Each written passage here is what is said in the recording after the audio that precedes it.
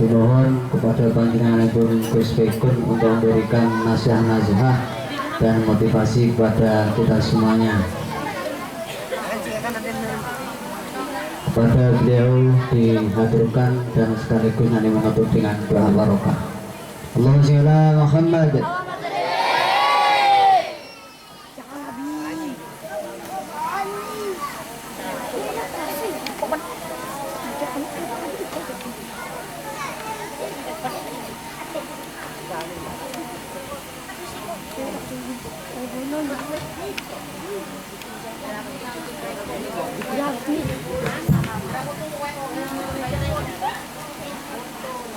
Assalamualaikum warahmatullahi wabarakatuh. Bismillahirrahmanirrahim. Alhamdulillahi ala huduri qada'ihi wa burrihi. Wassalatu wassalamu ala ashrafil anbiya wal mursalin Sayyidina Muhammadin wa ala alihi wa sahbihi wa barik wa sallim ajma'in. Wa la hawla wa la quwwata illa billahil aliyyil azim. Rabbi shrah li sadri wa yassir li amri wahlul 'uqdatam min lisani yafqahu qawli. Amma ba'du. Yang saya hormati seluruh para kiai, para asatidz, tokoh masyarakat, bini sepuh, masyarakat Ajung Kulon, dan seluruh jamaah sholawatan yang saya cintai dan saya banggakan. Alhamdulillah, pada malam hari ini kita semua dapat berkumpul di majelis yang insya Allah penuh dengan barokah, di majelis yang insya Allah penuh sesak dengan malaikat yang hadir, di majelis yang insya Allah Rasulullah Shallallahu Alaihi Wasallam pun hadir di tengah-tengah kita. Pada kesempatan yang berbahagia ini, izinkan saya menyampaikan beberapa hal tentang bagaimana kita sebagai manusia untuk bisa lulus di hadapan Allah Subhanahu wa Ta'ala.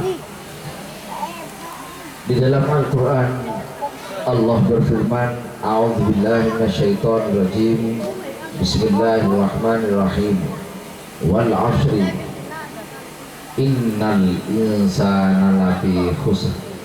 Allah bersumpah, sesungguhnya seluruh manusia pasti berada di dalam kerugian.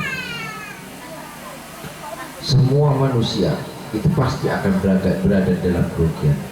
Jadi syarat manusia untuk bisa masuk ke dalam surga Allah sama dengan anak kalau mau sekolah naik kelas. Anak-anak yang sekolah kalau mau naik kelas itu pasti akan diuji oleh gurunya, betul ya? Jadi kalau mau naik dari kelas 1 ke kelas 2, kelas 2, kelas 3, kelas 3, kelas 4 dan seterusnya sampai akan masuk dari SD ke SMP ke SMA sampai kuliah, setiap akan masuk ke jenjang berikutnya atau tingkat yang lebih tinggi itu pasti akan diuji. Kalau umpamanya kita yang tidak mau diuji, maka kita tidak akan naik kelasnya. Nah, untuk masuk ke dalam surga Allah menetapkan ada 4 pelajaran yang harus diselesaikan, yang harus dikerjakan sempurna. Nah, tadi Allah berfirman di dalam surat Al-Asri, Allah bersumpah sesungguhnya seluruh manusia akan berada di dalam kerugian illalladzina amanu, kecuali orang yang beriman kepada Allah, beriman kepada Rasulullah, beriman kepada hari akhir, beriman dengan takdir baik dan takdir buruk, beriman kepada kitab-kitab Allah, malaikat Allah dan rasul-rasul Allah. Ini wajib diiman. Jadi rukun iman itu ada 6. Satu, yang pertama percaya kepada Allah. Yang kedua percaya kepada malaikat Allah. Yang ketiga, percaya pada kitab Allah. Yang keempat, percaya pada rasul-rasul Allah. Kelima, percaya pada takdir baik dan takdir buruk. Yang terakhir, di dalam keimanan minimal yang harus diimani, yaitu percaya pada hari kiamat. Ini kita harus percaya. Gak percaya gak lulus. Dan ini harus umlaut, harus 100 biji nih.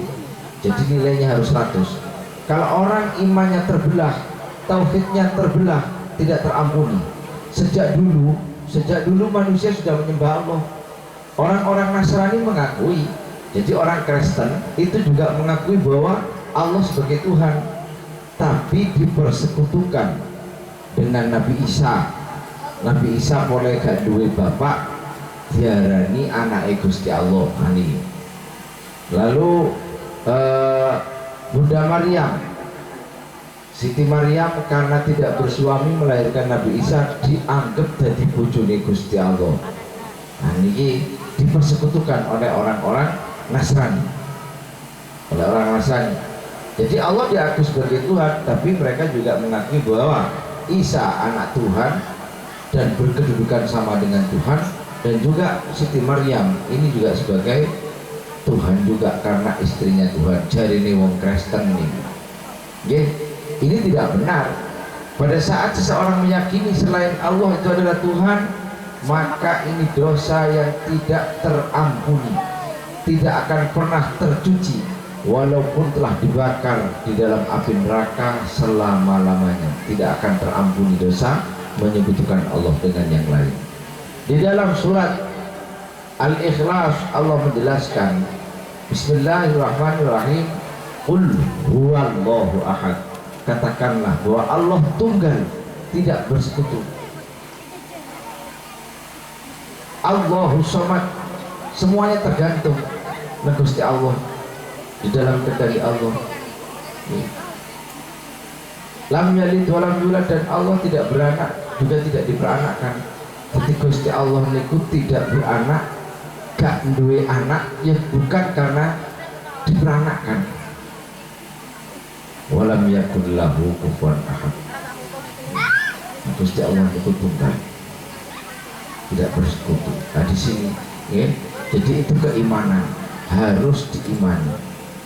Jadi umpama iman Gusti Allah, lalu kita meyakini bahwa yang memberikan rezeki Allah, yang menghidupkan kita Allah, yang mematikan kita Allah, yang menyembuhkan pada saat kita sakit Allah, yang memberikan jalan keluar pada saat kita mengalami kesulitan pun Allah. Lek pun sampean kali kulo pun udah panjenengan pun yakin nek metu udah dapat coba kadang tahun matur iki pun udah panjenengan pun yakin, kita sudah yakin bahwa Allah yang mengatur semuanya, rezeki, mati, hidup kita Allah yang mengatur. Kalau kita sudah percaya, maka kita tidak akan mengalami takut dan cemas akan segala sesuatu.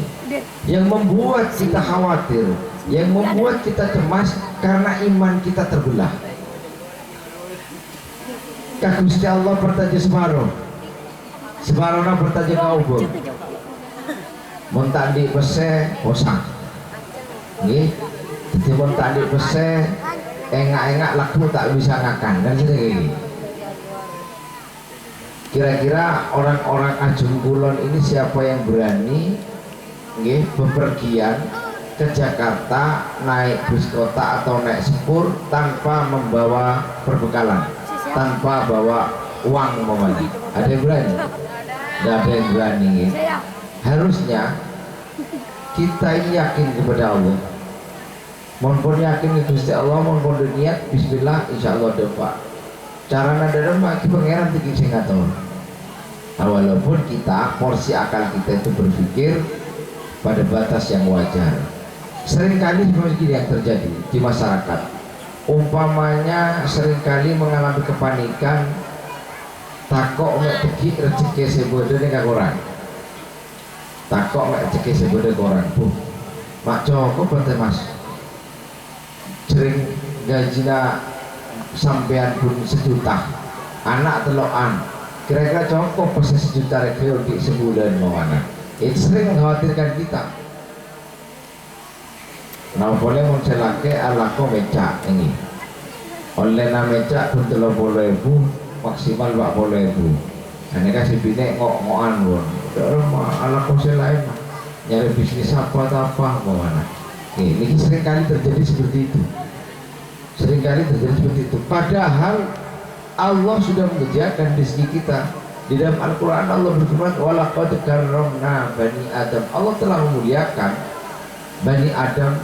Ini melebihi makhluk-makhluk yang lain. Sebelum manusia dicipta oleh Allah, rezekinya sudah disediakan. Sebelumnya sampean lahir, Bu, etase nek kapun beda cukup napa boten? Beda. Kapun beda. Songe nek kapun beda cukup napa boten? Beda. Kapun beda. Sebelumnya sampean lahir, ajeng kula nek kapun beda nama pao, ki bukan napao, bukan nyeor, bukan macam-macam. Pun beda napa ki belum? Beda. Oh, beda. Itu berarti itu semua kan makanan kita. Ikan, buah-buahan, padi. Sebelum kita lahir, pon beda padi ini kan. Pon beda cukup, pon beda nyeor, pon beda kengang nih. Itu semua adalah makanan kita. Artinya Allah bertanggung jawab. Sebelum Allah mencipta kita manusia, Allah telah menyiapkan dulu apa yang akan kita makan. Itu bukti bahwa rezeki sudah disediakan oleh Allah. Tak kira orang mon pancen berkubi Gusti Allah nek aku pancen ki umpamana kun ebri sejuta berpengeran. Enggi mon paring joko ber Gusti Allah di joko. Make 10 juta mon tak berkah tak kira joko, tak kira joko. Tapi mon berkah ber Gusti Allah walaupun sekutit nek mesti joko. Nek kita harus yakin kepada Allah. Umpamana orang masih tak bingung kiai. Bulan di anak lemak, di anak petok. Pas dia orang masih atuh mau cekin, masa cokok apa masih sejuta. Ampun jak kabete. Jaring anak mereka bercekin adibi. Mohon masalah cekin di, mohon masalah cekin kapan ijamin dan Gusti Allah. Tak kira orang, tak usah ngecok, tak usah nipu sampean, tak usah cokocok kau rek. Tak kira orang kor sampean ngakeli ka Gusti Allah. Cuma mau guna oleh saran cinya punya anak benih polan tak kelar abri ngakan, benih tak kelar abri deer. Yang menjadi masalah sebetulnya kalau anak kita terlalu banyak, tidak disesuaikan dengan kemampuan kita mendidik mereka, mengarahkan mereka, ini yang sulit. Mun guna cekena insya Allah tak kira orang pun jamin dan Gusti Allah. Tapi mendidik mereka, mengajak mereka, mengajarkan kepada mereka untuk taat kepada Allah, ini bukan pekerjaan mudah. Ini pekerjaan sulit. Napa boleh kebudayaan yang nggak mungkin? Ini repot. Karena memang realitanya banyak anak ini sulit mendidiknya, bukan berikan rezeki, tapi sulit mendidik mereka. Nah ini kenapa kita sesuaikan mon di anak ini.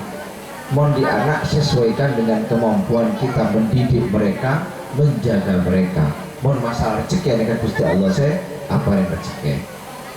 Ini yang harus. Karena seringkali terlalu banyak anak ini akhirnya khawatir, takut macam-macam sampai akhirnya seringkali kita melakukan dosa. Nah, ini. Jadi sesuaikan dengan kemampuan kita mendidik mereka. Satu pelajaran yang harus lulus untuk bisa masuk ke dalam surga Allah yaitu tentang keimanan. Iman harus sempurna. Kotu ngakeli, kotu yakin selain Allah bukan Tuhan. Selain Allah bukan Tuhan. Kita harus menyerahkan diri kita, hidup kita menyembah, bersujud hanya kepada Allah. Itu pelajaran pertama yang harus lulus. Yang nomor dua, pelajaran yang diujikan kepada kita oleh Allah yaitu wa'amilus sholihat, harus beramal baik, ibadah ke Gusti Allah. Seperti halnya panjenengan Rabu mereka dinto aswalawatan dengan niat ibadah kepada Allah. Ini harus dilakukan. Kita tak amal solih mau beda orang atau ke Gusti Allah minta swarga king tak gelem ibadah Repot nih kan. Repot pada na orang atau dalam kamar tak gelem alako kun atapa meloloi dalam kamar atau minta absen pada rumah mon pasien lagi dari langit mungkin mon pasien dulu bagi lumayan mon pasien kerincingan gitu mereka cetak mati pak. Jadi memang tidak seperti itu sistem yang ditetapkan oleh Allah, kita harus bekerja. Begitu juga dengan orang yang menginginkan surga, ini harus beramal. Ada hadis Nabi yang berkata bahwa tidak ada satupun manusia yang masuk ke surga Allah itu karena amalnya, tapi semata-mata karena rahmatnya. Itu benar, tidak ada orang masuk surga karena amal, tapi karena rahmat Allah. Tapi ingatlah, di dalam Al-Quran Allah berfirman, Inna rahmatallahi qaribum minal muhsinin. Sesungguhnya rahmat Allah itu begitu dekat dengan orang-orang yang berbuat baik. Wala panjenengan Rabu kasolawatan neka makna apa? Makna yang berdasar makna oleh rahmat Gusti Allah. Karena orang yang melakukan kebaikan qaribum minal muhsinin, rahmat Gusti Allah neka semua Pak. Qarib neka mepet neka gede-gede kok qarib. Nempel. Orang yang melakukan kebagusan neka potensi mendapatkan rahmat Allah, belas kasih Allah itu besar. Mohon pada orang tak kelem ibu atau minta swarga, aneka pada bagikan punuk merindukan rembulan tak berbatang. Wa amilus shalihat yang kedua, beramal baik. Itu harus kita kerjakan. Mana tak rugi. Neka debuna Gusti Allah. Wa tawasau bil haqqi, dan saling wasiat mewasiati untuk menetapi kebenaran. Ini seperti halnya gula malemangken ngengaki sampean untuk mengutuhkan tauhid sampean, iman dek Gusti Allah, iman dek Kanjeng Nabi, lalu mengingatkan sampean untuk melakukan amal yang baik. Ini tawasau bil haqnya, saling wasiat mewasiati untuk menetapi kebenaran, dan ini menjadi kewajiban setiap manusia. Mon sampean kun iman ke Gusti Allah dan beramal sholih saja, tapi tidak mengajak orang lain berbuat baik, masih kita lulus kita mampir ke neraka nih, kita mampir. Jadi harus dikerjakan amal bagi tawasau bil haq, menyampaikan kebenaran. Benar mah ya, udah tak bisa ngaji, udah tak teman mondok, mana nih? Salah satu yang efektif, mon sampean tak bisa melihat orang bagus, ajak ke kenangan-kenangan ibadah, ajak ke majelis-majelis taklim. Maknanya apa? Maknanya tanggana sampean ternyata sampean neka juga mendapatkan informasi tentang agama. Kaki bangkin neka, omong lagi panjenengan Rabu kak Dinto dengan niat tawasau bil haq, ngajak tetangga, ngajak keluarga, mengajak anaknya untuk datang di majelis sholawatan, datang di majelis ilmu. Itu juga bagian dari menyampaikan tentang kebenaran. Lakukan makna tak rugi, sebab harus lulus di 4 mata pelajaran. Yang terakhir watawasau bis sabr, dan saling mewasiati untuk menetapi tentang kesabaran. Jadi gula panjenengan ini kan kudu saling mengingatkan. Jember mereka bertradisi, mohon bertetangga sedeh, mereka biasanya nyelabet lagi. Nyelabat, nyambi gula, nyambi beras, ini nyambi mie kadang. Tinggal ke pagi, keluarga saya tiga lemor, aneka lalu mohon ke pagi itu aki mentermoga anwarku sekolah. Berkeluarga saya etika, saya tiga mentermoga bareng kuat, bareng kebel. Dan pada saat itu kita harus mengingatkan keluarga yang ditinggal untuk bersabar. Bersabar lagi, Pak Ikhlas. Cek tangese muan neser sesede muana, itu kewajiban kita. Nah ini 4 hal: iman, amal sholih, menyampaikan tentang kebenaran, dan menyampaikan tentang kesabaran. 4 hal ini bila kita lakukan, dan 4 mata pelajaran yang diberikan oleh Allah kepada kita ini, kita bisa mengerjakan dengan baik, lulus, maka insya Allah Nah, ini bakal masuk swarga. Sebab kita swarga ini 4 hal ini. Oke. Saya pertama iman, nomor 2 beramal baik, yang nomor 3 mengajak orang untuk menetapi kebenaran, dan mengajak orang untuk menetapi tentang kesabaran. Nah, ini kalau dilakukan 4 halnya, insya Allah ini akan mengantarkan kita ke dalam surga Allah yang di dalamnya penuh dengan kesenangan dan kesenangan. Ini yang pertama yang ingin saya sampaikan. Jadi seperti halnya ulun panjenengan Rabu. Terus yang kedua, saya ingin menyampaikan pada momentum Maulid Nabi besar Muhammad Sallallahu Alaihi Wasallam. Di bulan Maulid Nabi ini lahirlah manusia utama Rasulullah Muhammad Sallallahu Alaihi Wasallam yang sengaja dicipta oleh Allah, sengaja diutus oleh Allah kepada kita manusia untuk mengajak kita taat kepada Allah. Dan kita termasuk harus mengimani beliau sebagai Rasul utusan Allah. Mohon beda orang syahadat sekut separuh kayak terima asyhadu an la ilaha illallah, guna kali tidak ada Tuhan selain Allah, tak cukup masuk neraka. Kedua, asyhadu anna Muhammad Rasulullah, dan juga bersaksi bahwa Muhammad adalah utusan Allah. Mohon gun separuh syahadat mereka masuk neraka. Jadi harus 2 kalimat syahadat, asyhadu an la ilaha illallah wa asyhadu anna Muhammadar Rasulullah. Saya bersaksi tidak ada Tuhan selain Allah, dan saya bersaksi bahwa Muhammad adalah utusan Allah. Ini harus kita percaya. Ini harus kita yakini di dalam hati kita. Napa perlu na iman ke kanjeng Nabi? Oh penting. Mau sampai tak iman ke kanjeng Nabi, tekik rangarang TV betul sampean. Bulan dekat tomat ke pagi berserta goreng. Nalekan aku lentara ke masjid, asolat zuhur gitu gak bisa. Neka cekat berserta goreng, simpan sepo. Terus saya tanya bulan, antara dia macam asolat apa? Oh, iyalah bagus. Diberangkat udah sholat.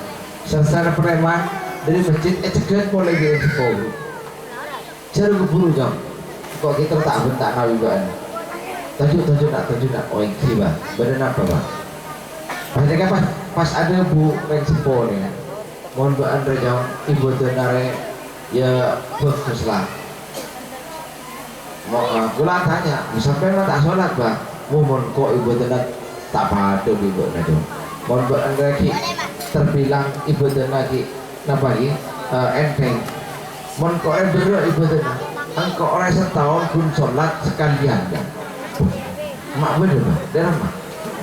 Jadi pas tanggal 1 Muharram pada saat malam tahun baru Hijriah, tak andreng sepon ya. Engkau orang mulai laku meresobu sampai kol 12 malam tak keluar dari tasnya. Napa mau bentana turun kum mencandreng jebol. Selolop ini nyek apa ke tasnya. Mulai dari subuh sampai kol 12 malam kan. Bi dikiran ka Gusti Allah. Mau dibuatin apa andre? Oh tak bener aja walaupun benar. Bila tanya sampean nih kok amalan dari kamu apa? Jadi teng pengen seponan kok kasak beribadah dan mana bah? Gurunya mana? Ahli napaki ahlul bid'ah. Bid'ah mereka dolalah. Bid'ah itu menyesatkan. Tidak bisa kita beribadah nikah ngarang-ngarang bunyi kita tak bisa pak. Umpamana bodoh orang sing ngajarin mau sholat kudu ya tersambung karena nyor umpamana. Gih, ini tak bener, keliru nih. Ini umpamana nih bodoh orang sing ngajar sholat kuduna ya tasa kenapa songai umpamana. Ini tak bisa. Ini senyamana ibadah mereka harus bersesuaian dengan perintah Nabi.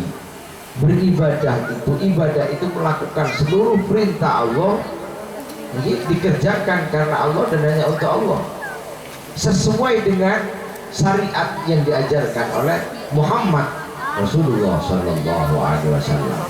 Jadi kau tuh nak kanjeng Nabi ibadah kisah apa? Mohon ngedin duhur sholat yang masjid jamaah Cuma tak ke masjid kamu sholat. Mun tak imu sholat ki jamaah bimbingin abang saya buang jempol di kotana. Ani itu. Mun beda orang ngarang ibadah. Neka nyaman bid'ah, ben bid'ah neka dolala. Bid'ah neka masuk neraka. Kita contoh kini ngadila. Ki sholat tahun setahun sekali, keng mulai laku sampai kalau 12 malam apa ke tasek ini. Quran bid'ahnya. Beda setong orang mulai nikah apa sah mereka mau buka disengaja berbuka puasa jam 12 malam karena beranggapan kok kuat tidaklah malah jenderal kencernah kok ada aku 12 malam mau buka tak mulai maghrib mau buka mulai maghrib karena kebitan tetangga mau puasa dia malah tengah hebat apa sah bukan aku 12 malam nih umpamanya nih beda iya jom nih kasih ngaji lagi kayak gini kak krunya mana ahlul bid'ah orang nih kamu apa sah ngiding azan maghrib Allahu Akbar tuli abu tak lagi pasal nih sunat muakkadah sunat yang mendekati kewajib nih kan mana takjil ini pon ngiding azan tuli ngalah aing ngenom segelas ngalah kurma seton edeer neka sunat muakkadah sunat yang mendekati wajib mun beda orang yang menyengaja tidaklah engkau buka akul 12 malam disengaja memang karena di kenapa keyakinan paling hebat neka bid'ah dan ini haram hukumnya tidak boleh kecuali baca karena sesuatu hal ini karena mana nalika ngalestari asar tedu jaga-jaga kalau 12 malam mau kemana nih lagi nah itu tidak apa-apa tapi mau menyengaja berbuka puasa jam 12 malam ya? Dengan alasan malah kejena malah jendrajah ini kan malah haram malah tak boleh ya? Sebab kenapa tidak bersesuaian dengan syariat Nabi besar Muhammad SAW neka parlona iman dek kanjeng Nabi makanya syahadat yang tak kena separuh waktu 2 kalimat syahadat asyhadu an la ilaha illallah wa asyhadu anna muhammadar rasulullah ketika kali sebut pangeran angin Gusti Allah benar kali beriman bersaksi mohon kanjeng Nabi Muhammad tinggal utusan Allah dan harus kita ikuti semua tata caranya di dalam beribadah kepada Allah. Rasul-rasul sengaja diutus oleh Allah kepada kita neka makna apa? Eka makna toro uswatun hasanah jadi teladan yang baik itu yang pertama. Jadi makna dari maulid Nabi besar Muhammad SAW kita memperingati hari lahirnya Nabi neka penting memperingati hari lahirnya Nabi. Abu Lahab neka anak-anak Nabi lahir lagi kayak nalika Nabi lahir Abu Lahab neka paman kanjeng Nabi. Jadi dia pada saat mendengar Muhammad Sallallahu Alaihi Wasallam lahir dengan selamat kanjeng Nabi neka pak bu hidup bulan bedek kandung menyanyi anunya abona pun sedih. Jadi Abu Lahab neka sebagai kakaknya Said Abdullah abona kanjeng Nabi neka neser nengku Siti Aminah neser. Begitu kanjeng Nabi lahir selamat Abu Lahab neka sebagai Pak Dina kanjeng Nabi neka kenapa sebagai wujud tasakur neka memerdekakan satu budak. Jadi budak Nyamana Suwaibah pada saat itu dimerdekakan sebagai wujud rasa tasakur kepada Allah. Nah setelah memerdekakan budak, nah pada saat Nabi diangkat oleh Allah sebagai Rasul menjadi Rasul menyampaikan agama Abu Lahab neka orang yang paling menentang. Pada masa itu si paling menentang ke kanjeng Nabi neka setong Abu Jahal sedang berdua Abu Lahab. Abu Lahab neka paman di kanjeng Nabi. Abu Lahab neka menentang perjuangan Nabi luar